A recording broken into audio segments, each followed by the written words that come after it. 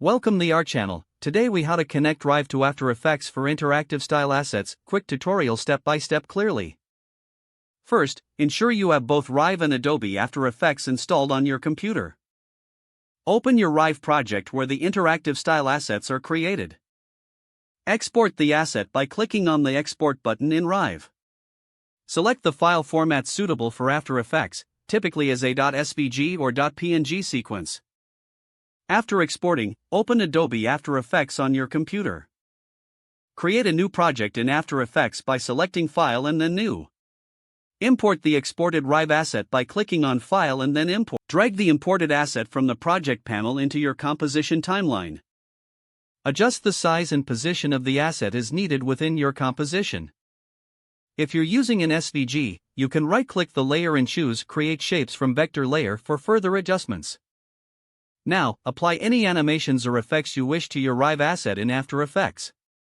To make your asset interactive, explore using expressions in After Effects. Use the Alt key and click on the stopwatch icon next to the property you want to link to Rive. Type the expression that connects the After Effects property to your interactive triggers. Test the interactivity by previewing your composition. Make any necessary adjustments to ensure smooth integration. Once satisfied, render your composition by choosing Composition and then Add to Render Queue. Select your render settings and click Render to finalize your interactive asset.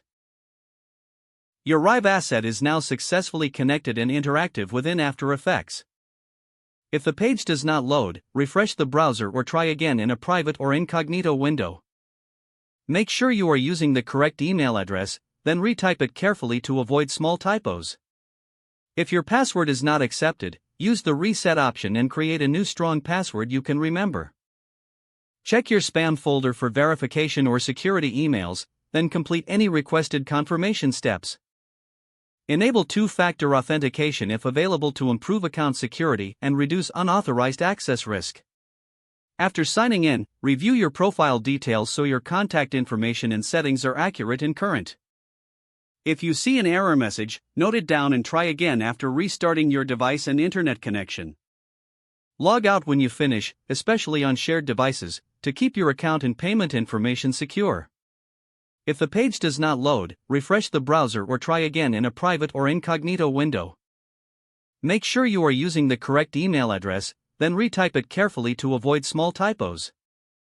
If your password is not accepted, use the reset option and create a new strong password you can remember.